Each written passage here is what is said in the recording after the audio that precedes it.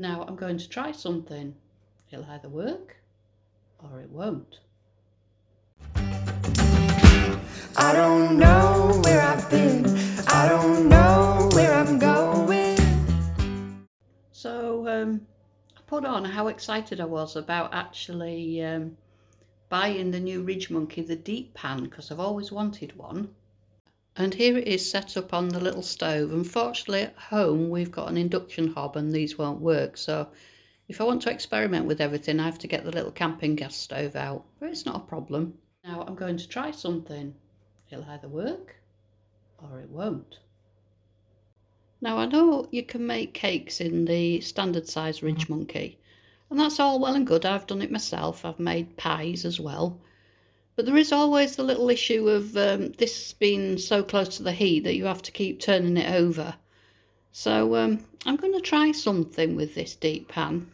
I'm going to put a little rack in the bottom, like so. This is a Primus toaster and it does actually fold up. But when I folded it up, it was too deep to allow enough space in the top of the pan. So I've just laid it flat in there, and that'll just give the bottom of what I'm cooking a little bit of protection. And I'm also going to try cooking it in a little tin. Now we have a few of these, as you can see, but the only snag was with that rim on, it was too wide because the pan actually tapers a little bit towards the top. And when I shut the lid, the actual pan went up into it, so that's no good. So what I've done is I've cut the rim off one of them, and that now fits perfectly in the pan. So I've put the stove on an extremely low light. I don't know if you can see it there, barely. And I'm going to preheat it like you would a normal oven. I'm trying this out with a homemade ginger cake, but obviously if I was in the van, I wouldn't be doing that. I'd be getting one of those cake mixes where you just have to add water and eggs. I've also greased and lined the bottom of these little pans with some greaseproof paper, just so I can get it out. Although I've halved the recipe for this, it's a ginger cake, I think because those tins are pretty small and I just don't know how much this is going to rise, if at all, I'm also going to half the batter between the two tins. Please bear in mind this is not a baking video, not as such. It's actually about how it cooks in the Ridgemonkey. So I'm not going to show you putting it in the tins and all that sort of malarkey. We'll go straight to the bake. Right, it's in. Here goes.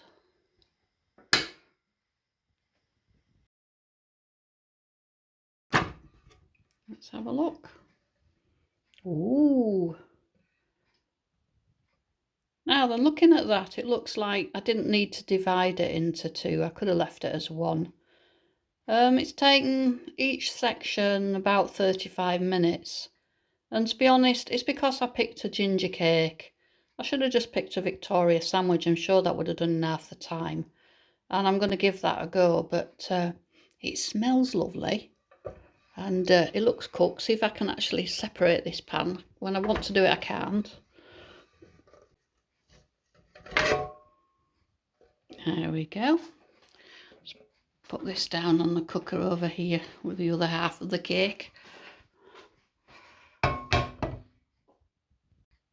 Yeah, I'm happy with that. We'll sandwich it together with something. I'm not sure what yet, but it's cooked. Yeah, and it smells amazing.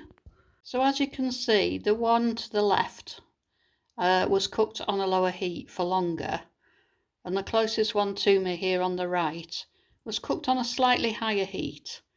But you can see both of them, they're not burnt. And it's lovely and squidgy and soft. It's quite sticky as well. So yeah, I'm pleased with that. But what I suppose I'll need to do really is, because I can't remember, is just cook one straight in the Ridgemonkey and see if that does burn on the bottom or not, and see if it was actually worth the hassle. So I've made cakes in the standard Ridgemonkey before, and to be honest, I'm not sure if this is worth the hassle by putting it in the deep pan and trying to use it as an oven. But I guess for things like doing pies and things like that, where you need a little bit more space, it could work. If you've enjoyed this video, please hit like and subscribe. It helps our channel grow. And check out our other videos in the playlist Fits, Tips and Tweaks by clicking the link to your right.